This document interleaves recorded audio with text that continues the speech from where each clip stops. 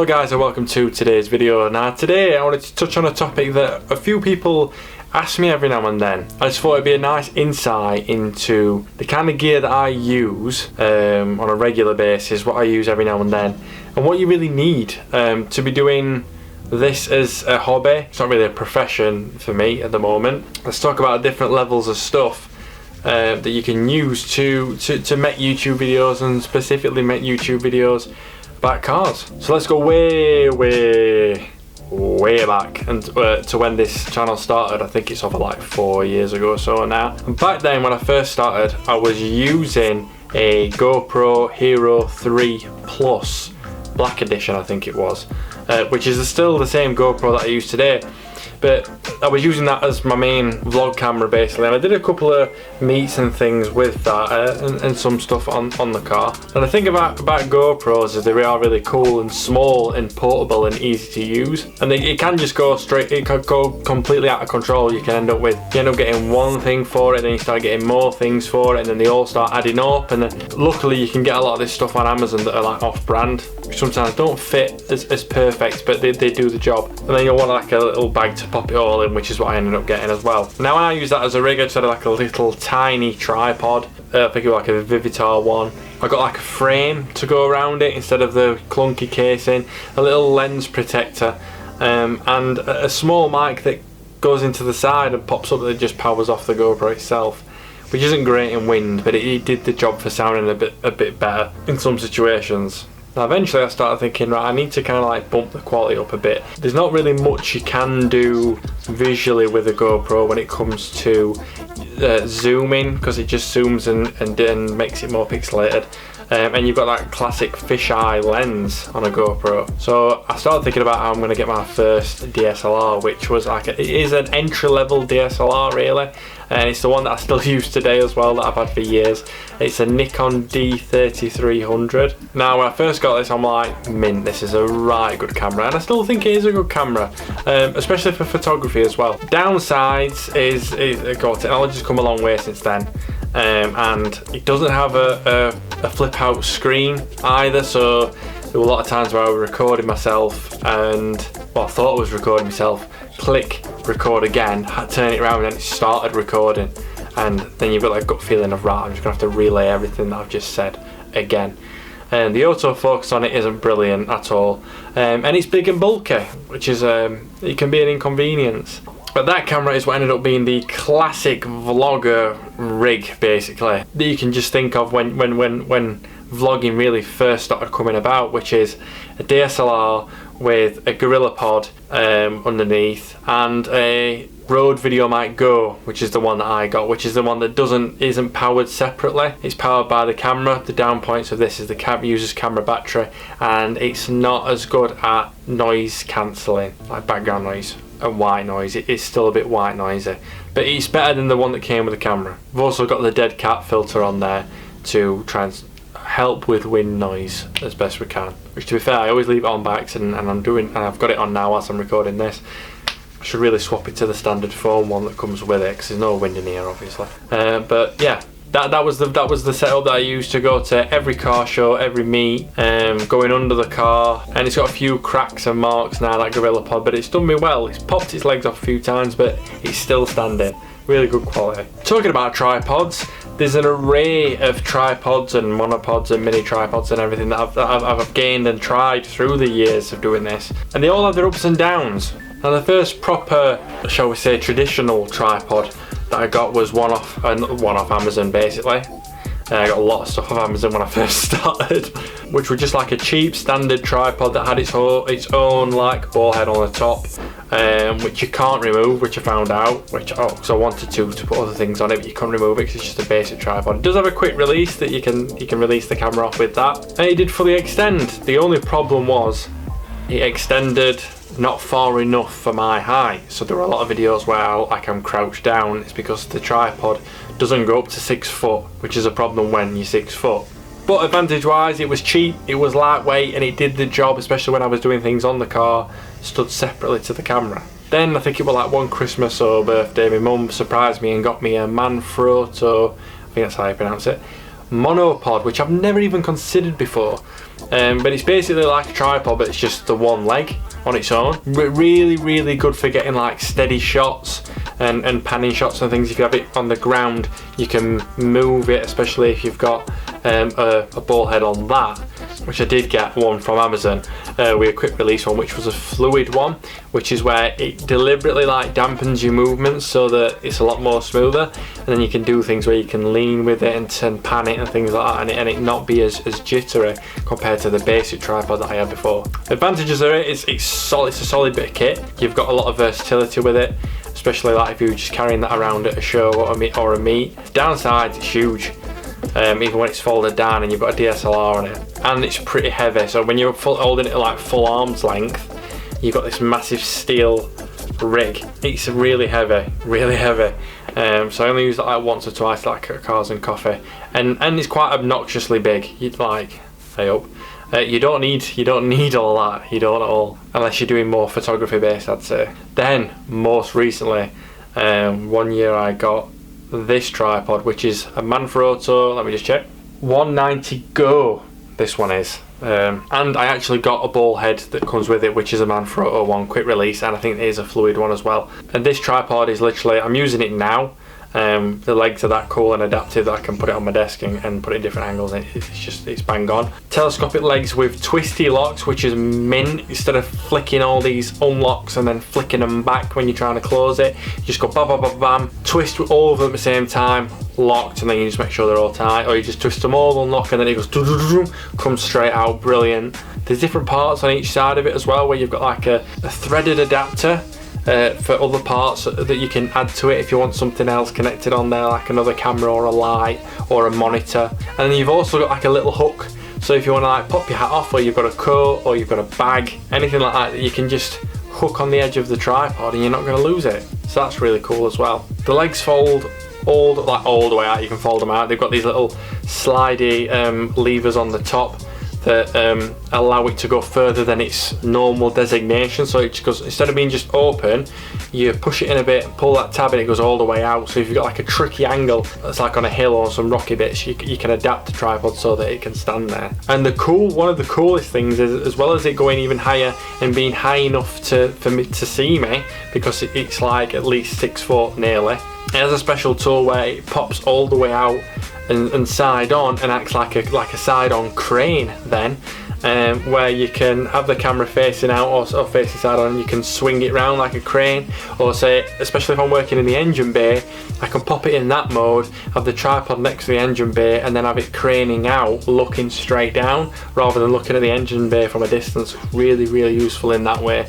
Obviously the most expensive of all the ones that I've got, I think it was on offer, and it was near like the £100 mark, but you did get the ball head for free, which anything Manfrotto really is quite expensive. But other than tripods, what else is there? What other kind of thing do you need / want / could use? Another thing I got that I haven't used much of, but I'd like to start using more regularly, especially when all this lockdown stuff ends and we can go and look at other cars and do montages and things, is a slider? I think it's a slider. Yeah. So basically it's like a rail. Guess where I got this from?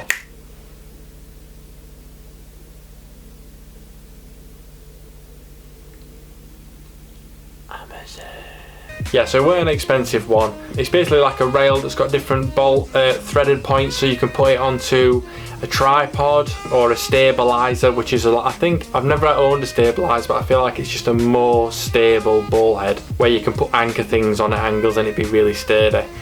Luckily the ball head on this is quite sturdy as well, or I can take it off and just do this rail on its own. Anyway, back to the rail, back to the glider. It also comes with little feet that you can adapt, so you can just stand it on the ground itself, but you'd mount the camera on this plate, or you mount the camera's ball head on the plate, and you loosen it off, and it basically is on little dolly like wheels that latch on like a roller coaster would latch on, basically on this rail, and you can glide it across. Mine's got like a flat spot where it goes it's like which is hard, so to get it quite smooth, so I have to go a bit faster and put it in slow motion. But there's some shots where I've used that and it looks really, really well, so that's the advantage of that. if you don't have something that has its own kind of stabilization, like a gimbal. I haven't got like a gimbal or anything like that. Things are a lot more compact and technology based nowadays compared to a few years ago. So I've got all the bulk, but none of the cool features. Like the GoPro is old and small, but that it doesn't have the stabilization that new GoPros have. A lot of people use like drones. They're really cool and stable as well. You get awesome HD shots now with them. Using small digital cameras, some are great quality nowadays, which I don't know enough about, but I know like it'd be nice to have like a little digital camera with a mic and everything set up, so that like in smaller situations where there'll be a lot of crowded people, or when you're inside the car or under the car. A lot of them have built-in stabilization. I mean, they're easier to put on a gimbal as well because they're so small, rather than having a massive rig for a DSLR. One of the things though I want to move on to, which I'm really excited about, which Dan AYP, who I've mentioned in a few videos, actually recommended this to me, because the last video I did where I was sat here, you could hardly see me and it was really bad quality. So we've stepped up the game and gone for a light, more specifically like a small LED light box. I forgot the brand of it. I think it's Ulanzi. Ulanzi is the main brand, and then give me a second. Vijim, that's the brand. But I did do a lot. I like to do a lot of research and things before I start investing in them, especially when something else comes up and goes, oh, you might have liked this, and it's like, wow, that's a lot better for a lot cheaper. But the Ulanzi the Vijim range by Ulanzi, they've got some awesome cool small LED light boxes and things and panels. I specifically went for this one because one, I can change the brightness up and down fairly easily. So that's on full brightness, which we don't need. It's actually on the darkest one at the minute, which is still quite bright. And you've also got the temperature, which I think at the minute, or nearly on the whitest, we'll put it to the whitest, but it can go all the way to warm, which is lovely, like we're on holiday. And back to bright white again, so we'll leave it on that. But yeah, and it also has a connection that slips into the mic port, or docking station, whatever, on top of the DSLR. So at the moment I've got that fit on top of the DSLR, and then it's got other mounting points on the actual light itself. So I've got the mic mounted on top of the light, mounted on top of the camera, mounted on top of the ballpoint, mounted on top of the tripod, mounted on top of the desk, mounted on top of the floor in my house. A lot of mounting. But yeah, I've understood how important lighting can be now, actually, and I'm glad I've invested in something as cool and as well valued as that as well. Also, it came with a little free tripod as well, as you can see from the videos I was taking, which just like completely goes flat into a little like tube, and then it's got them buttons that pop. Well, you pull it out and then you just pop a button and push it back in, and it goes all the way back in. Nice portable little tripod, so you can, you can put a GoPro on it, or pop the light on it and have it separate, or a small camera and have it as a little vlog rig. All sorts you can use. You don't need all the massive stuff to do a lot of the job. So answering the question, the main question, which is, do you need all this kind of technical hardware, rig, all this kind of stuff to do car videos, vlogging, or vlogging in general? The answer is no, you don't. It can make the videos better quality visually. It can make it easier to do. It can make different angles from different points of view easier to do. It can make setting up easier to do. But all you really need is a selfie stick that's got a phone mount on it. That is it. Then you can vlog. That's all you really need. You can go to a car show with a stick and a phone on it. Nowadays, phones are so well equipped with all this kind of stuff. The current phone I've got at the minute, which is the OnePlus 7T. Is it the 7T? Let's just double check. Oh, shout out to Ariba Designs. Look at that case. How cool is that? Ariba Designs. I don't think it actually says it on the phone which model it is. OnePlus 7T, not the S. Yeah, I think it's just the 7T, which I absolutely love this phone. I've always had Sony's and I moved on to this 7T instead, which OnePlus are very underrated, I have to say, especially jumping to this from an Xperia. And people will have iPhones and Samsungs as well that have got some mental technology on them nowadays. This has got a triple camera, can go up to 4K if I wanted to, can go up to 60 frames per second, slow motion, macro lensing. Phones are cameras nowadays before anything else. So use that to your advantage. I even think Argos sell vlogging kits for your phone, and I know that I think they sell, I think they're called DJI is the brand. They usually do drones, but they also do gimbals for your phone to mount to, where it's silky smooth. Awesome things to look at.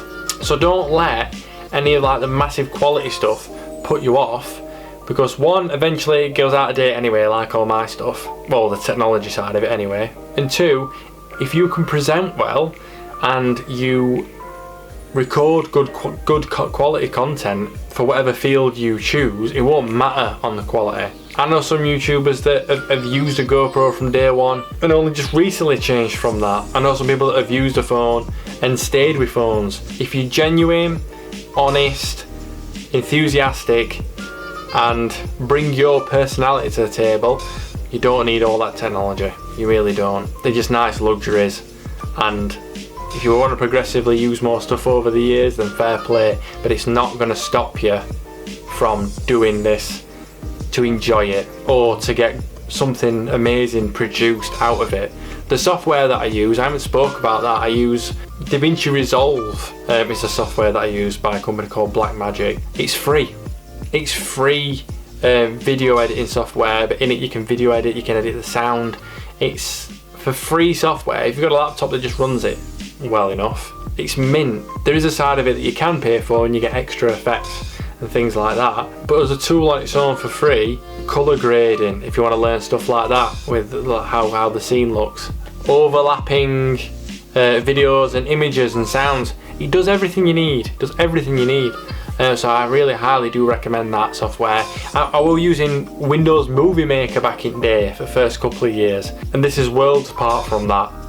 So I hope you've enjoyed having the insight on what kind of stuff, tools wise, I use, and I hope it's giving you motivation that you don't need to spend loads of money to vlog or make video content about things that you really love and enjoy. You can do it whenever you want, wherever you want, because your camera's already in your pocket. Now, if you have enjoyed this little insight or rig check, whatever you want to call it, please like and subscribe to the channel as well, and click the little bell button so it reminds you when a fresh video does come on. Liking really does help.